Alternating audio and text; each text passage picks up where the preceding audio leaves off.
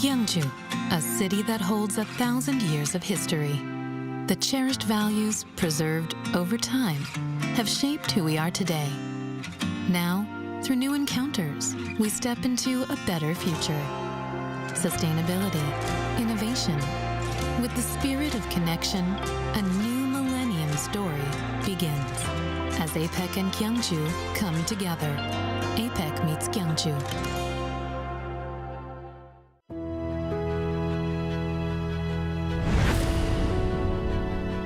The moment we wear it, our spirits lift.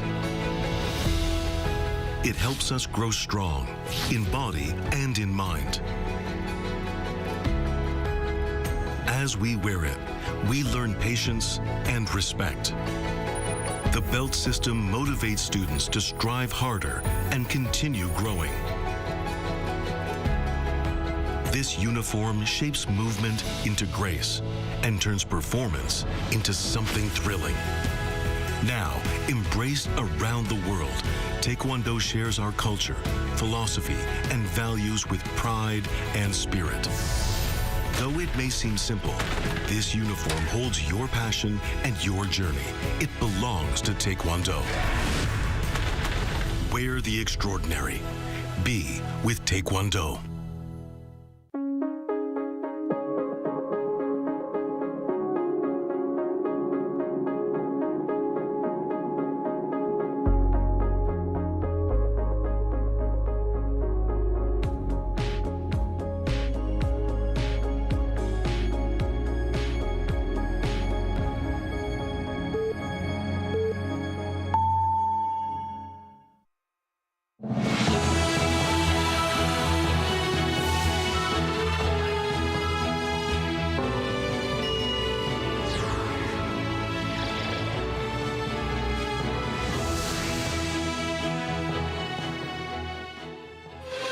Presiding over an open debate at the UN Security Council on Wednesday, President Lee Jae-myung called for joint efforts to ensure the responsible use of AI. He'll wrap up his 5-day New York trip by meeting with Wall Street investors at the New York Stock Exchange. South Korea's opposition People Power Party has launched a filibuster at the National Assembly, blocking key legislation despite a last-minute attempt between the floor leaders to strike a deal. According to Seoul's Unification Minister, North Korea is presumed to have up to 2,000 kilograms of highly enriched uranium. That's enough to produce roughly 200 bombs. President Lee Jae-myung on Wednesday led a UN Security Council open debate, having become the first South Korean head of state to do so. There, he said South Korea will play a greater role in promoting what he calls responsible use of artificial intelligence. Our top office correspondent Yoon Jung-min reports from New York. In a time of emerging technology coupled with growing uncertainty, an international dialogue on AI took place at a major platform for multilateral diplomacy. As chair of a UN Security Council open debate, South Korean President Lee Jae-myung started off the session by explaining the significance of the gathering. 오늘날 인공지능 기술의 발전은 우리의 일상을 변화시키는 것을 넘어 국제적인 안보 환경까지 급격하게 변화시키고 있습니다.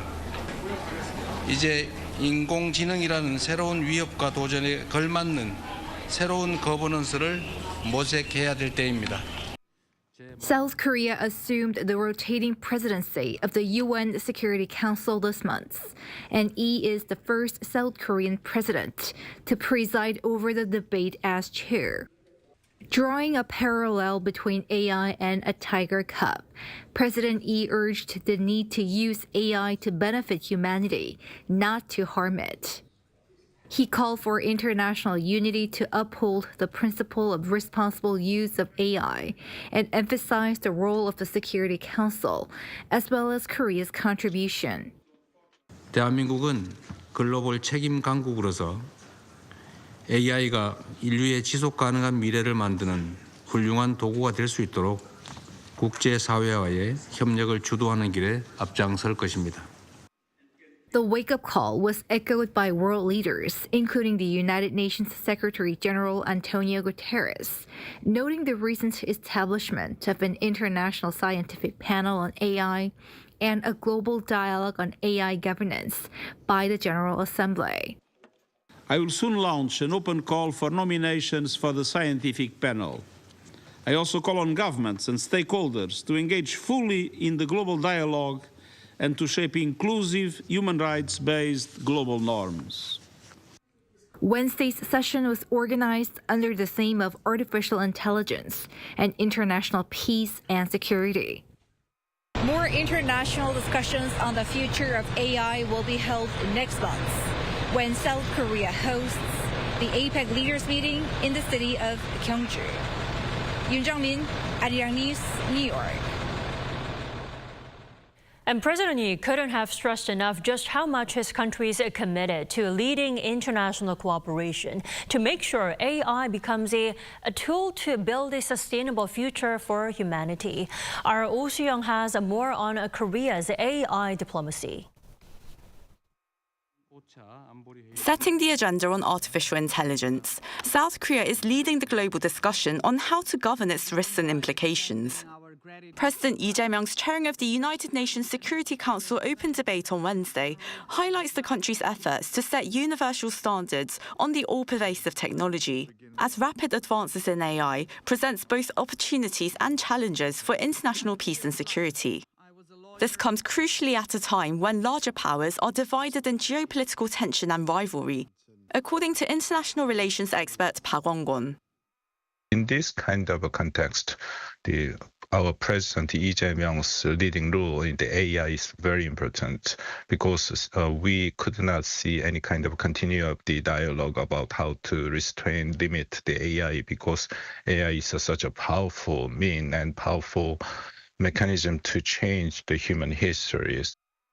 Seoul hosted the AI Safety Summit last year, bringing leaders together to establish that progress in AI should empower humanity. The Seoul Declaration sets out safety, innovation and inclusion as key pillars in AI development and calls for collaboration among countries, firms, academia and civil society to cultivate democratic AI ecosystems.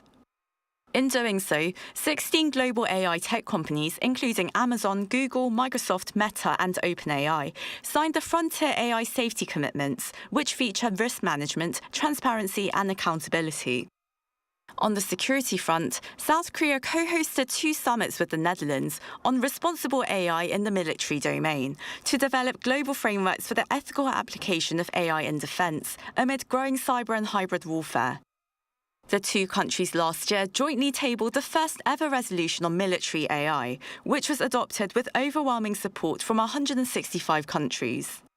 Going forward, South Korea will once again host a global discussion among world leaders and CEOs at the Asia-Pacific Economic Cooperation meeting in Gyeongju next month. According to the Foreign Ministry, Korea is drafting the APEC AI initiative, which will outline a shared regional vision on innovation-driven growth, strengthening capacity for AI transformation, and encouraging sustainable investment in AI infrastructure. The Foreign Ministry said Wednesday, building on the Lee administration's vision of contributing to a global AI-based society, Seoul will continue to participate in multilateral discussions as a leading country in global AI governance. Oh Soo-young, Arirang News. Staying in New York, President Lee Jae-myung held a bilateral summit with Italian Prime Minister Giorgia Meloni on the margins of the UN General Assembly. During Wednesday's talks, Lee urged deeper cooperation with Italy in AI and the defense industry based on their strategic partnership. Meloni reportedly expressed hopes of visiting South Korea to materialize their cooperation and invited her South Korean counterpart to Italy. The South Korean leader also held talks with Polish President Karol Nawrocki. They agreed to further expand cooperation in the defense industry, focusing on tanks, while President Lee said he hopes to expand the collaboration on Poland's submarine acquisition program. Meanwhile, President Lee's planned meeting with French President Emmanuel Macron was canceled due to scheduling issues. Also in New York, President Lee met with U.S. Treasury Secretary Scott Bessent to discuss ongoing trade negotiations between Seoul and Washington. Our top office correspondent, Song Yoo-jin, who's traveling with the president, tells us more. President Lee Jae-myung and Treasury Secretary Scott Bessent, one of the leading voices of the Trump administration's tariff strategy, met on Wednesday at South Korea's permanent mission to the United Nations. According to the president's chief of policy, Kim Yong-bum, Lee focused on South Korea's pledged $350 billion investment package, a key part of the negotiations to lower U.S. tariffs. President Lee said he hopes the negotiations will move forward based on commercial rationality and in a way that benefits both countries. He also explained that South Korea differs significantly from Japan in terms of economic scale, foreign exchange reserves, and financial infrastructure, factors he hopes will be considered. Trade talks have stalled over how that package should be structured. Washington is pushing for most of the investment to be made in cash, similar to the deal it reached with Japan, while Seoul prefers guarantees and loans to help ease its financial burden. $350 billion would account for more than 80% of South Korea's foreign exchange reserves. Japan, by contrast, holds more than double that amount and maintains a currency swap line with the United States. Because of that difference, President Lee has voiced concerns over a heavily equity-based investment without safeguards such as a currency swap. Unlimited currency swap is a basic prerequisite. Without it, the shock to our economy would be far too great, such as a potential foreign exchange crisis that the president mentioned. If that issue isn't resolved, we simply can't move on. Kim said Secretary Bessent responded by promising to discuss those concerns with the relevant agencies. Now, the South Korea's auto exports continue to face 25% tariffs compared to 15% for Japan, following Tokyo's deal with Washington. Eyes are on how Seoul will conclude a trade agreement that is, quote, rational, mutually beneficial, and is in the national interest. Song Yoo-jin, Arirang News, New York.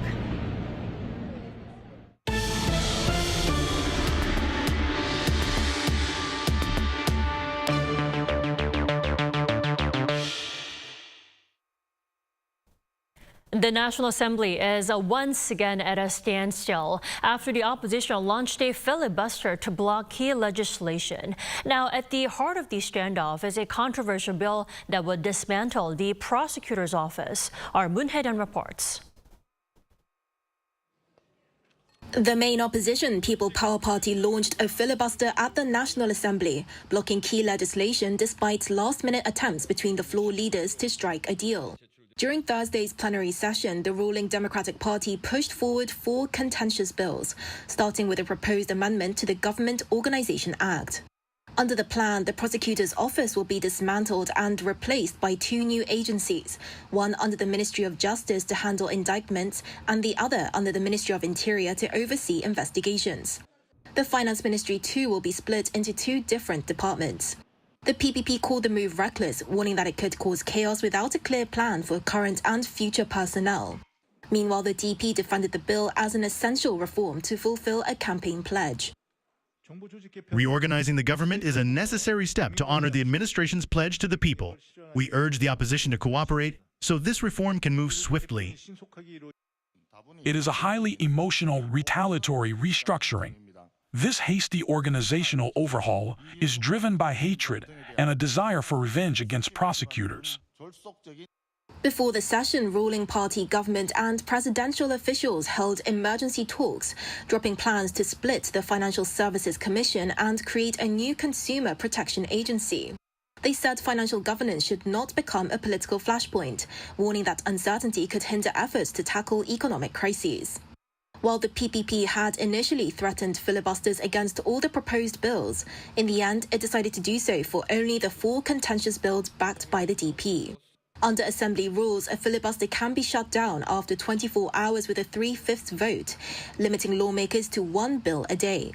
As a result, the DP will be aiming to pass its Government Organization Act amendments on Friday, before turning to the remaining 3 contentious bills, 1 on broadcasting and 2 on National Assembly rules. 문혜련, Arirang News.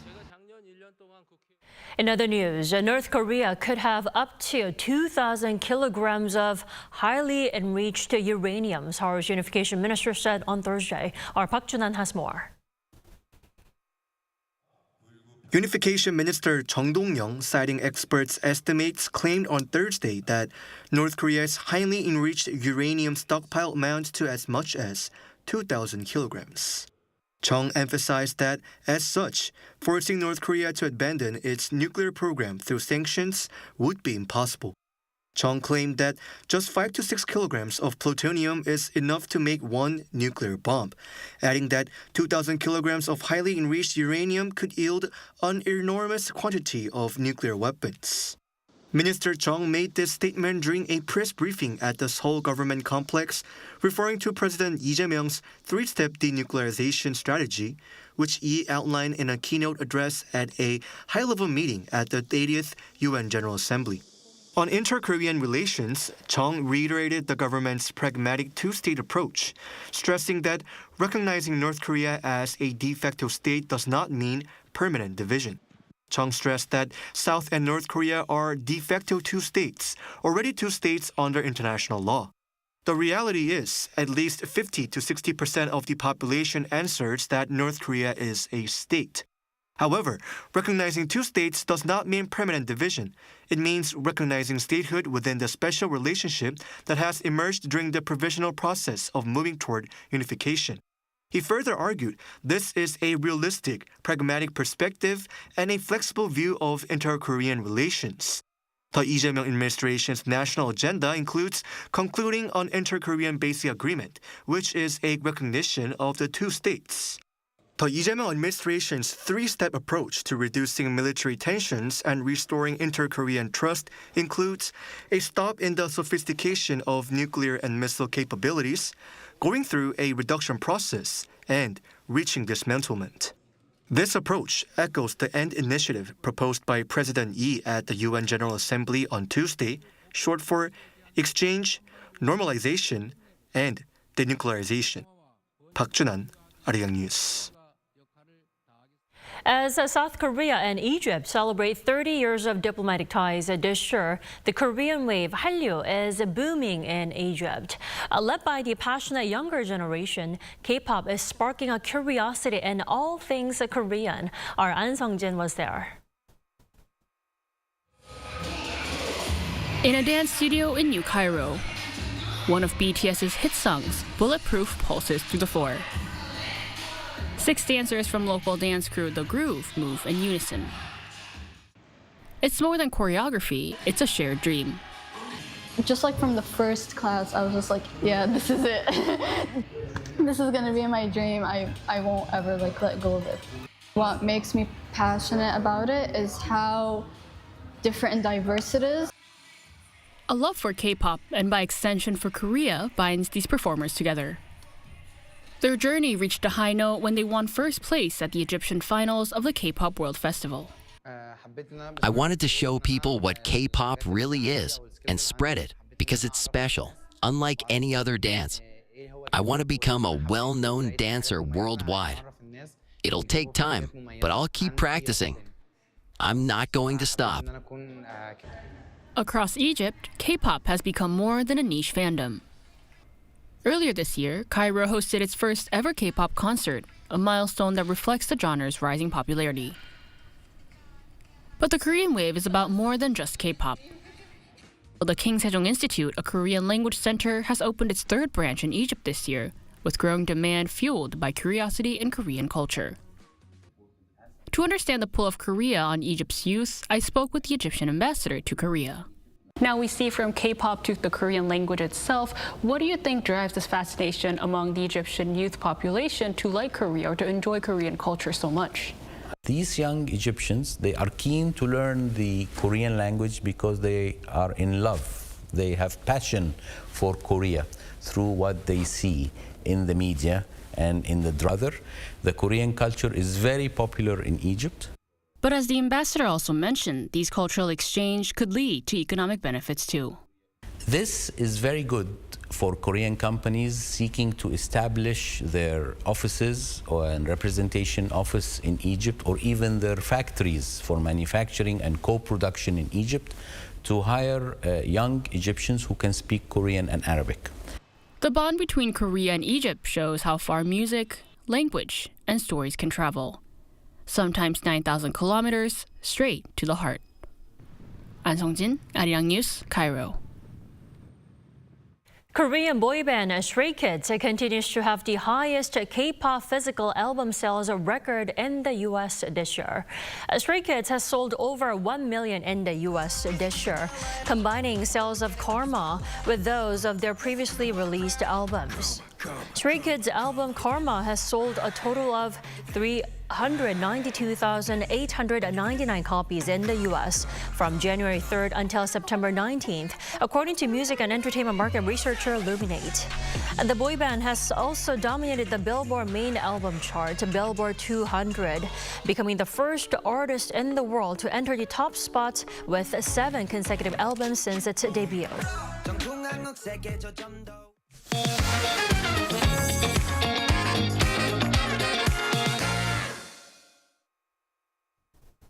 ESG principles are transforming global policies and driving innovation across industries. Understanding their practical application is now paramount for sustained competitiveness. For more on this, we have our economics correspondent Moon Ji-young here in studio. Welcome back, Ji-young. Good to be here, Dami. So, Ji-young, Seoul is currently holding its premier environmental exhibition to showcase a wide array of green innovations. You fill us in. Indeed, the ESG Eco-Friendly Expo, hosted by the Ministry of Environment, kicked off its 3-day run in Seoul yesterday. This year, it serves as a hub for groundbreaking innovations from sustainable lifestyle products to advanced AI technologies. Among the highlights are cutting-edge AI technologies, such as AI-driven waste sorting robots and resource circulation recovery robots that precisely identify and pick out recyclable waste using AI and the Internet of Things. The expo also features a diverse array of eco-friendly products and technologies vital to daily life, such as safety shoes made from discarded tires and food tech solutions that leverage AI big data to cut down on food waste. Another impressive innovation includes a product that stores and reuses rainwater using a non-powered, electricity-free method. These comprehensive efforts and ingenious solutions offer a clear glimpse into a greener, more sustainable future, not just for Korea, but globally. So this green trend likely isn't confined to Korea. Then how are global ESG regulatory trends evolving, and what should our domestic companies be paying attention to? Well, the global landscape for ESG trends is rapidly evolving. While some major economies are pushing forward with stringent regulations, others are taking a more cautious approach, creating a diverse regulatory environment. In the European Union, the Corporate Sustainability Reporting Directive has already been transposed by 19 member states. Mandatory CSRD-based disclosures for large companies begin this year, with non-EU companies to follow. Notably, regulatory easing proposals this year suggest implementation flexibility. Meanwhile, Japan is advancing mandatory disclosure for large prime market companies. The U.S. presents a mixed picture. While federal disclosure mandates remain on hold, state-level initiatives, notably California's CARB regulations, are advancing, creating a fragmented yet impactful regulatory environment. One expert emphasized the enduring significance of these trends for Korean companies. While President Trump claims that the ESG crisis or climate change is a lie, states like California are deeply committed to these initiatives. The EU's Corporate Sustainability Due Diligence Directive is already in full swing. This means Korean companies with certain revenue thresholds exporting to the EU must conduct due diligence and report on their ESG compliance. Failure to do so will result in export cutoffs. This divergent global landscape demands proactive strategic adaptation from Korean companies to ensure competitiveness. The expert further underscored the economic ramifications. With the U.S. market already challenging due to tariffs, a similar hindrance in Europe would be a fatal blow. That's why this is crucial for Korean companies to focus intensely on ESG matters, especially regarding supply chain due diligence for the European market. Well, given these diverse global ESG regulatory shifts, what about Korea? I mean, how is the Lee Jae-myung government tackling these challenges through its national policy agendas? Well, the Lee administration has deeply embedded its ESG principles into its national policies, showcasing a comprehensive approach. A key feature is that ESG is not merely confined to specific sectors, but rather serves as a core framework encompassing the entire economy, society, and politics. Korea's environmental strategy centers on carbon neutrality and a circular economy. The Ministry of Environment aims to meet the 2030 national greenhouse gas reduction target, establish advanced 2035 goals, and chart a 2050 carbon neutrality roadmap. Plans also boost industrial carbon competitiveness and accelerate EV transition. For the social sector, policies underscore the importance of inclusive management, covering labor rights and enhanced consumer protection. Regarding governance, key national policy agendas address crucial issues like shareholder value, personal information protection, and fair trade. On this, we have some insights from the same expert. Amendments to the Commercial Act secured board independence by prioritizing shareholder-centric duties and implementing mechanisms like an independent director system. With the addition of treasury share cancellation, these changes mark a truly groundbreaking transformation for governance and minority shareholder protection. These comprehensive reforms highlight Korea's dedication to robust ESG practices and its commitment to fostering a more sustainable and transparent business environment. Indeed, Jeong, thank you as always for your coverage tonight. Thank you for having me.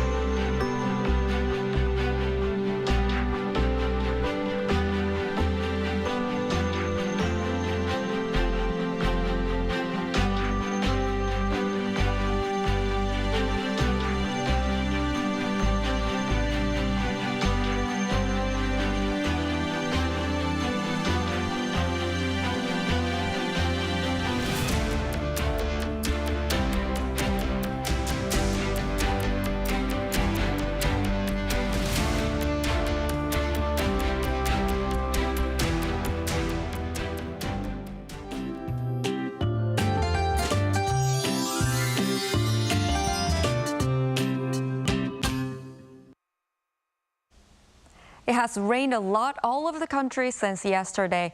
Most of the rain in the central parts of the country has stopped, but there are some areas where the rain continues. The Jeolla-do provinces will continue to have rain until tomorrow evening. The amount of rainfall by the end of today is 20 to 60 millimeters in the Jeolla-do provinces. In addition, it will rain again in Gyeongsangnam-do province and Jeju Island tomorrow as well. Most parts of the country will have rain on Sunday, starting with the Chungcheong-do provinces and southern regions from Saturday. Seoul and Daejeon will start off at 18 degrees, Gyeongju 20 degrees. Daily highs will rise up to 27 degrees in Seoul, Daejeon, and Gwangju, 29 degrees in Daegu. The daytime temperature in Seoul will drop to 22 degrees Celsius with rain on Sunday. That's all for Korea. Here are the weather conditions around the world.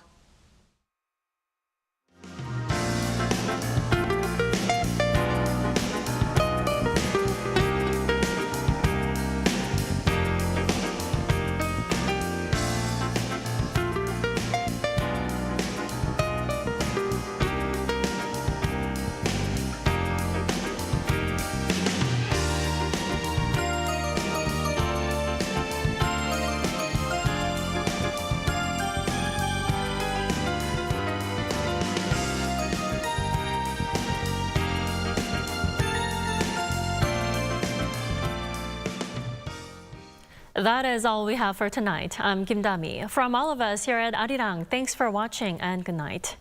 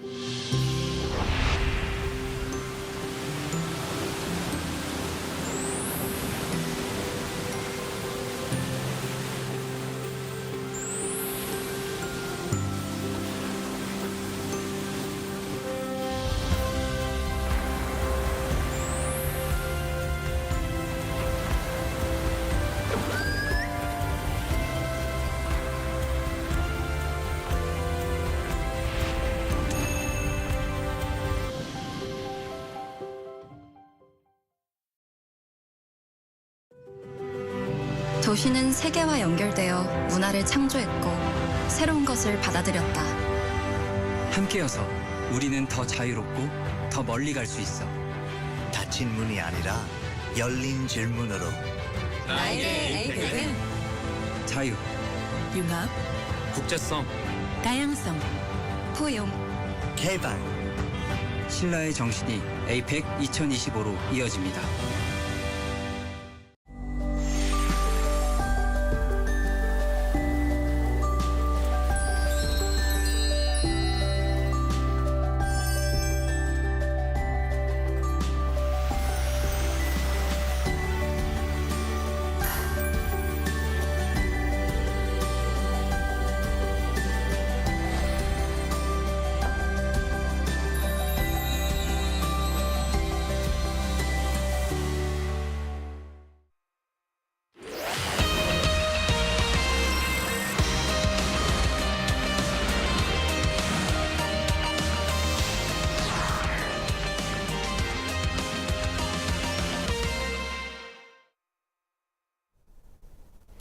Welcome to Within the Frame, where we bring the most pressing issues across the globe into focus. I'm Kim Mo-kyun.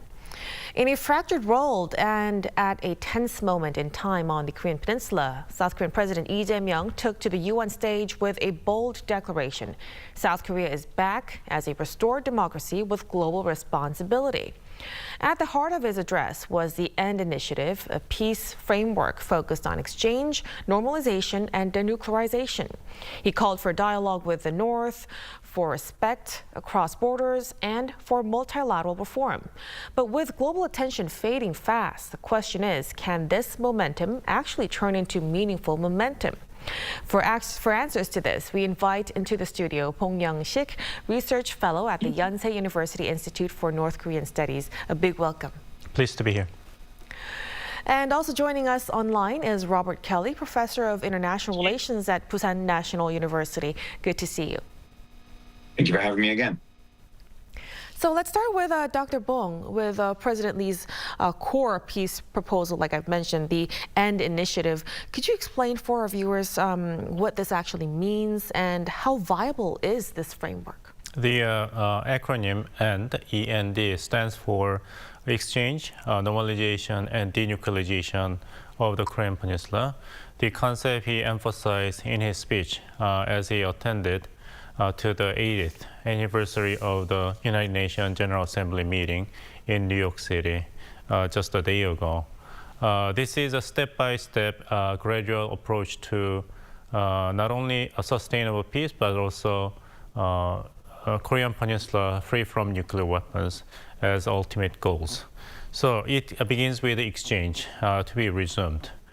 He pointed out that during the past presidency, the military tension across the DMZ, the military zone between the Korea, reached a very dangerous level. So bring down the dangerously escalated military tension should be the top priority.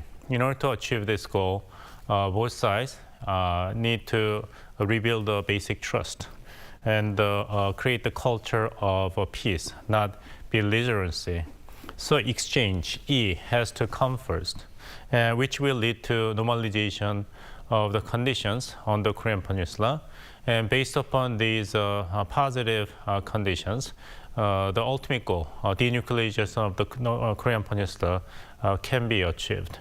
You asked a question whether this momentum can be sustained in the long run. I think it does not really bode well because North Korea has repeatedly expressed a very strong opposition to any type of exchange or inter-Korean cooperation, regardless of the presidents in South Korea. In order for the exchange between the two Koreas to actually materialize, the biggest stumbling block, the biggest obstacle, which is existing economic sanctions on North Korea, should be lifted. Doing so cannot be made South Korea's own effort alone. The biggest play here is obviously the United States, as Kim Jong-un, in his meeting with U.S. President Donald Trump in his first term in Hanoi, Vietnam, in February 2019, actually demanded relief of 5 major United Nations Security Council resolutions, major economic sanctions on North Korea, but the deal broke down without any tangible result. So North Korea is very well aware that road to exchange and cooperation does not go through South Korea, but it goes to the United States. So at the current state, North Korean regime does not have any urgency or strong incentives to respect and respond to the call for exchange proposed by President Lee Jae-myung of South Korea. Right, so we will need some support from Washington moving forward. Now, following this proposal, President Lee also made a clear pledge of no absorption unification, no hostility, and full respect for the North system. Professor Kelly, what kind of message is this sending to Pyongyang, and what kind of response might we expect? Well, I think this is fairly traditional, sort of détente-oriented dialogue from South Korean progressives. The thinking is, I think this is pretty well understood in South Korea, that the thinking on the left here is that conservatives in South Korea inspire fear in North Korea. They agitate it by making these kinds of threats. South Korean right sort of implies that North Korea should be absorbed in a way that East Germany was. And so the South Korean left's argument for several decades now has been that we need to sort of recognize or admit that North Korea will be with us for a while and that it's a legitimate state or somewhat legitimate. Right, the language is a little vague here, but the idea is sort of reassure the North, right, that engagement with South Korea does not, in fact, intend to drive towards a German solution, and that ideally is what will bring the North Koreans to the table. Moon Jae-in, of course, talked the same way. It worked out, I think, a little bit better for him. I think the more interesting question is why the North is so unwilling to respond to a progressive administration, because they have done that in the past. Right. Then, Professor Kelly, let's also shift to the America's response. President Trump avoided any mention of North Korea in his speech. How do you interpret that omission, especially with renewed talk of potential dialogue on both sides?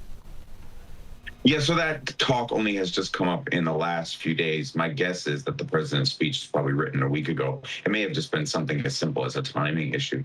I'm a little bit actually skeptical that Trump will meet Kim again. I mean, I understand it's getting a lot of play in the press and so people are writing about it. It's possible, right? And we know that Donald Trump likes summits, but it's worth pointing out, right, as was just mentioned before, is that Donald Trump didn't actually get very much out of his 3 meetings with Kim Jong-un last time. Right, it's pretty clear, for example, the president wants a Nobel Prize.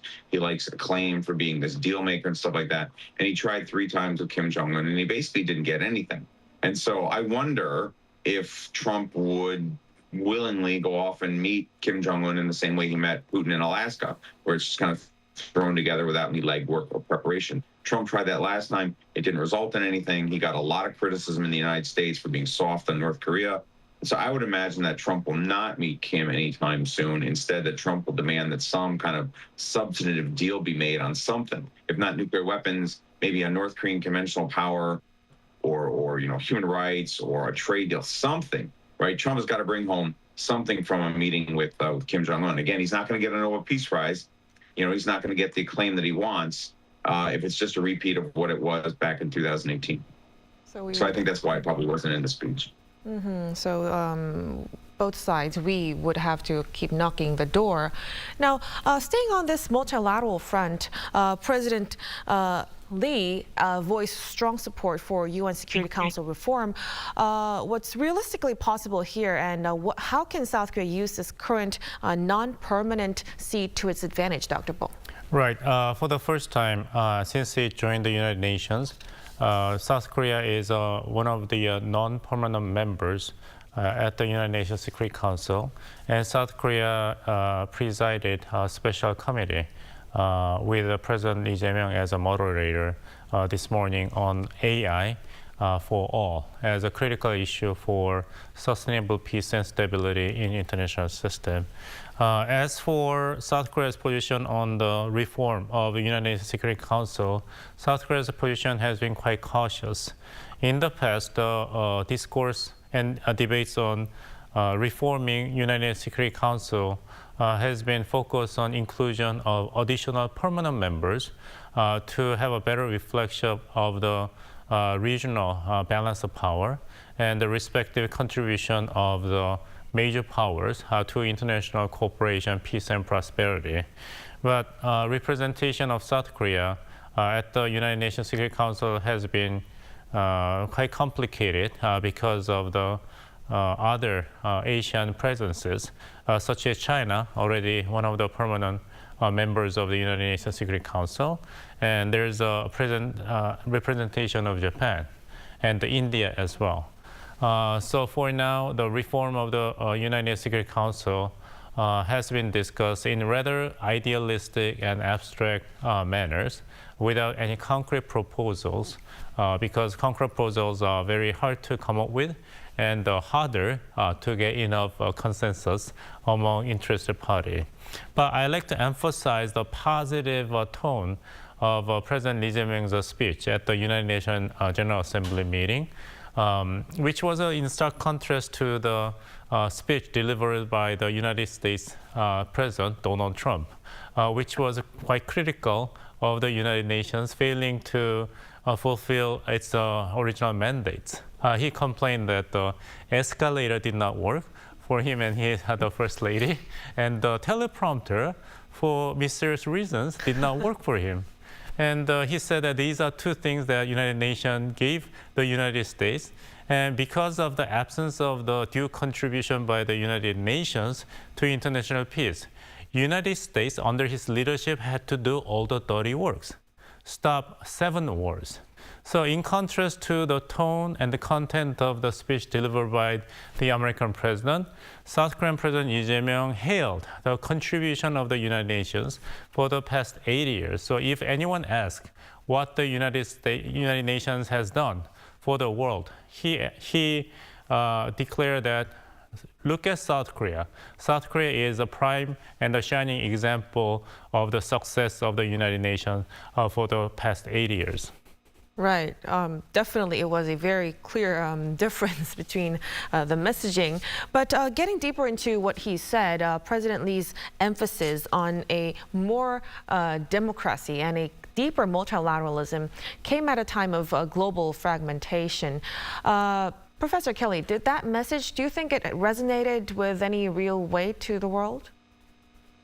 I do. I think it's pretty clear that the South Korean progressives feel that democracy is a really critical issue in the wake of the attempted coup, or whatever we're supposed to call last December's effort by Yoon, the martial law effort. So I think it's pretty clear that the South Korean left feels a sort of renewed sense of commitment to those values, and that's great, right? I mean, we should all believe in those kinds of things, and I think that's why it sort of popped up in the speech. I also think it's almost certainly an informal rebuke of the way the Americans have been behaving since Donald Trump returned to the presidency, where the United States really has become sort of this wrecker of the liberal international order, right? I mean, that order is one of the reasons why South Korea became so wealthy so fast and participated in this large trade and security network that has helped backstop South Korea's growth and the rest of it. And so then there is the American president sort of ripping it all down. And I think that unnerves a lot of U.S. allies, not just the South Koreans. And I think my guess is that this is one of the reasons why President Lee put that in there, to kind of remind the listeners in the liberal international order that this is something worth defending and keeping. A bold message indeed. Now, let's move a little bit to the economic dimension, Dr. Bong. President Trump described South Korea as a successful trade deal partner, but we all know that the trade deal between the two countries, Seoul and Washington, are still dragging on. The details, of course. How should we read into his remark? Well, I guess it was a quite conspicuous absence at the United Nations General Meeting this time, that both leaders did not bother setting up bilateral meeting in the sideline of the United Nations General Meeting this time, which speaks volume about the current stalemated state of the trade negotiations. Especially the stumbling block is mutual agreements upon how the 3,500 billion US dollars investment from South Korea will be decided and implemented. South Korean government, as one of the indispensable requirements for this general agreement to be materialized, United States should give unlimited amount of currency swap between South Korean currency, won, and US dollars. And there has not been official commitment coming from the Trump administration.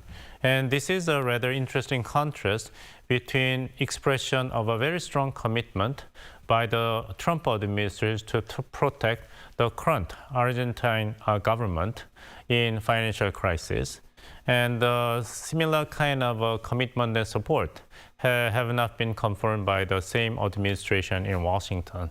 So South Korea is waiting for clear signal that any type of agreements on this very tricky tariff deal between the two economic partners should be made clearer before both sides would move together for other conclusions of difficult issues lying between them. Because the 3,500 billion US dollars accounts for approximately 85% of the all the foreign currency reserve of South Korea.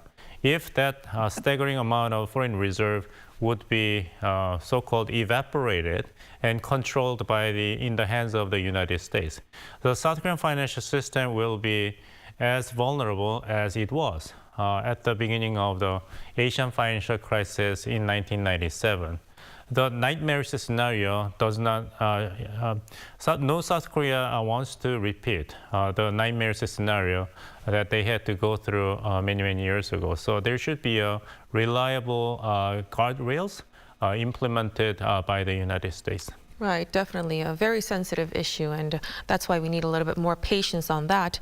Now, President Lee also framed AI as a central challenge in global governance. Dr. Bong, how serious do you think is Korea's ambition to lead on global AI norms through platforms like the UN? Well, promotion of AI industry in South Korea has been repeatedly emphasized by President Lee Jae-myung, even during his election bid before his inauguration. And he takes this issue to global stage to express a strong desire of South Korea to make a leading power, making important contribution to making AI for all. That's a message repeated in his message and the committee meeting he presided.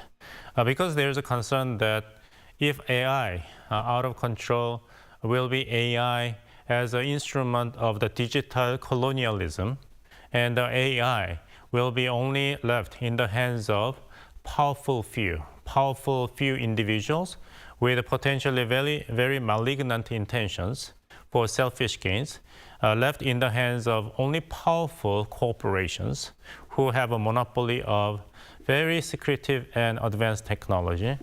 And there's a chance of the human enslavement by the machine, which has been the very frequent theme in many scientific movies. So in order to deal with this type of uncertainty stemming from the quick arrival of AI in our daily lives, there should be international cooperation and coordination proposed by the South Korean government. Right. AI ethics, we call it. It's very important, especially with the technology moving very fast. Now, in that same context, Korea is set to unveil the APEC AI initiative next month. Professor Kelly, what impact do you think that could have on shaping global tech governance? Yeah, I think it's a great idea, actually. I think, as was just mentioned by Dr. Bong, right, the norms on AI, particularly, I would argue, particularly what I'm particularly concerned about is AI's militarization, right? We're already seeing it being used in the Ukraine war, for example. That, right, we should get in front of this rather than catch up, right? I mean, we don't have to get carried away with sort of scenarios from the movies by the robots coming to get us, to be aware of the dangers of inserting artificial intelligence into weapons and satellites and so on, all of which seems like it's coming. You know, and then there's also lots of more mundane stuff. So I'm a college professor, and it's becoming increasingly clear that my students use AI to write their term papers. So like this global wave of cheating, you know, what do we do about that, right? When 19-year-olds are going to use AI for the next 20 years to cheat. You know, there's a huge normative gap here, right? On everything from college term papers all the way up to, you know, putting it in drones with missiles. And nobody really quite knows what to do. We have all these different countries out there competing for leadership on this. South Korea is well placed on this. First, it's democracy. That's great. Second of all, it's already pretty far ahead on AI, so it's a good player to participate in this. And so I think the South Koreans are primed to lead here. I think probably the only real big issue I guess that the sort of stumbling block issue is that as a smaller country, it's going to be sort of difficult, I guess, maybe get the Chinese and the Americans to come along. But in terms of South Korea's value and its technology skills, where it is right now on AI, it's a good player to advance that. And so I think the APEC thing is a really good idea. Right. So this APEC rollout will definitely be a good test on, and we will have to see if it has the real backing that it needs. Now, in zooming on, President Lee's bilateral diplomacy, so on the sidelines of the UN General Assembly, he also met with Secretary Guterres and as well as the leaders of Uzbekistan and the Czech Republic. Dr. Bong, what kind of diplomatic value did those talks actually bring? Well, it's of diverse diplomatic benefits and values, especially compared to the first trip by former President Yoon Suk-yeol in 2022, when he went to the United Nations General Assembly meeting for the first time after his inauguration. His focus in the conduct of bilateral diplomacy with other foreign leaders at the site of the United Nations General Assembly meeting that time was to earn international support of these countries for South Korea's bid to host the World Expos in competition with Italy and Saudi Arabia. So the sales diplomacy is repeated by current President Lee Jae-myung this year's United Nations General Assembly meeting, but the focus is far more diverse in comparison with the bilateral diplomacy activities by his predecessor in 2022. For instance, with Poland, the continuous joint venture and South Korea's arms export to Poland was confirmed by these leaders. And with the Czech Republic, the export of the Korean-made nuclear power plants was largely hailed by both leaders as a symbol of joint success. And for Uzbekistan, a country that has the largest number of Korean descents, Korean, they are called, has been the focus of the discussion for the improvement of their political situations, and South Korea facilitating their human exchange between the two countries.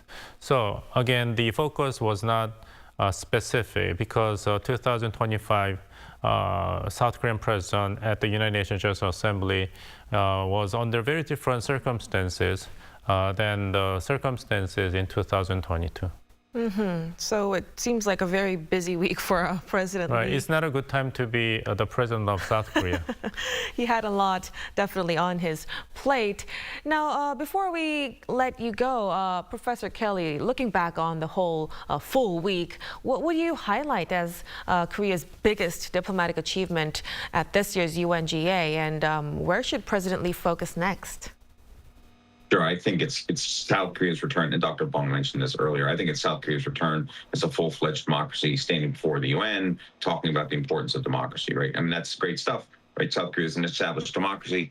It should be that way. South Korea, again, as Dr. Bong mentioned, was sort of a good a good counterpoint, pardon me, to Donald Trump's sort of unhinged ranting and sort of the kind of authoritarian bullying style of the American president. And so I think the South Korean president really emphasized democracy in a way that sort of the world really needs to hear, particularly in the West as we go through this populist surge and the rest of it. And so I would imagine that this is probably what the Lee administration will continue to bring to the UN, right? I think the APEC is probably a better place for AI because it's a little bit more narrow, right? There's like fewer players in this. I mean, the UN is the entire planet. That's a tough haul. But I think at the UN, again, particularly, I think given the progressive recommitment in South Korea to democratic values in wake of last year's martial law declaration, I would imagine that's what we'll see at the UN going forward for at least another year or so. So that really helps us understand what this week means for Korea moving forward. Thank you so much for your opinion, Professor Kelly. Thank you. And also, of course, Dr. Bong, thank you so much. You're very welcome. And that'll be all from us on Within the Frame tonight. Be sure to tune in again next time as we continue to explore the stories that matter. Till then, stay informed and engaged.